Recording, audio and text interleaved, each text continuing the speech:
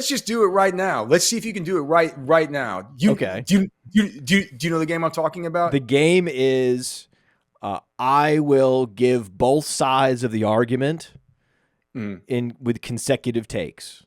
So if you want to throw a player out there, I'll tell you why he's terrible, and then with a breath, and with the very next position, I will take why he's amazing. George Pickens. Go. George Pickens was the best wide receiver in his class, and the only reason he dropped to where he was is because he's too intense. Is that right? Because he's too intense. This is supposed to be a negative. All this guy does is eat air yards for breakfast, just consistently getting downfield, making big plays, incredible contested catches. He's like you built an X receiver in a lab. It's like, this is what I want, a throwback X receiver. It's like Michael Irvin with more explosiveness and like that level of toughness and grit on the outside, but also more athleticism, like more ballerina body control. And it's not like they're going to draft somebody in Pittsburgh with this, especially with this draft class. It's going to challenge him to be the alpha. And a lot of receivers break out in year 3. Look at Nico Collins, right? So this is actually, it's all set up perfectly for the Pittsburgh defense to take a step back, which has been inevitable, and get a little bit better quarterback play, a little more continuity at the quarterback position, bring back Russell Wilson. You know, that's what Russell Wilson, where he thrives, throwing the ball to the outside. He historically has not been able to feed his tight ends with any kind of consistency because his eyes are trained to look to the perimeter and look to the middle of the field as a last resort.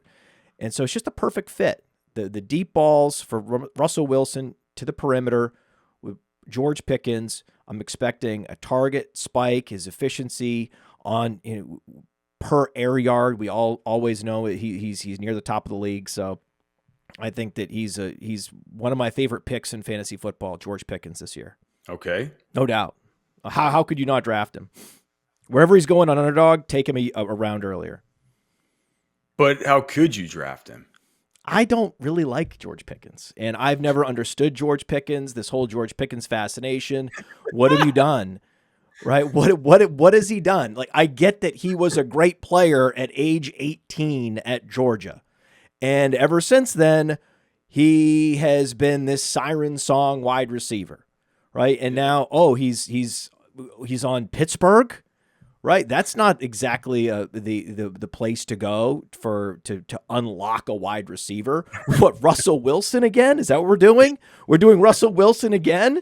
And and now he has to worry about Calvin Austin. That's the thing. That's like, it's always something every year. It's always something with George Pickens.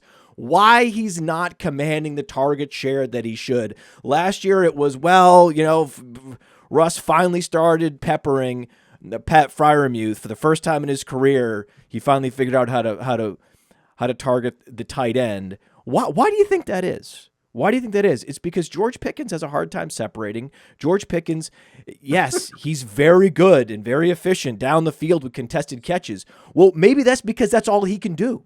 Maybe because he's a one-dimensional sideline catcher, and if he had more versatility to his game, he wouldn't have to be complaining so much and in people's faces about why he's not getting targeted. If he was just getting separation, the targets would take care of themselves. But for now and for forever with George Pickens, he is never going to be a big target commander. He's never going to be a significant contributor to fantasy football. And there's no way I'm drafting this guy.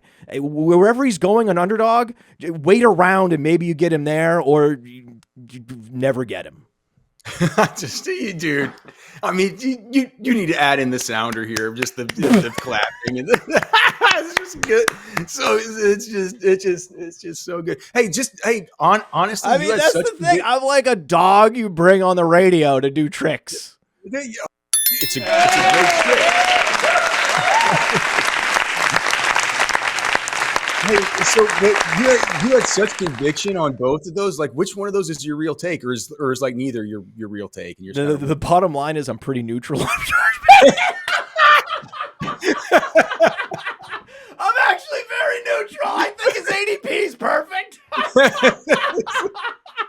You can take him or leave him.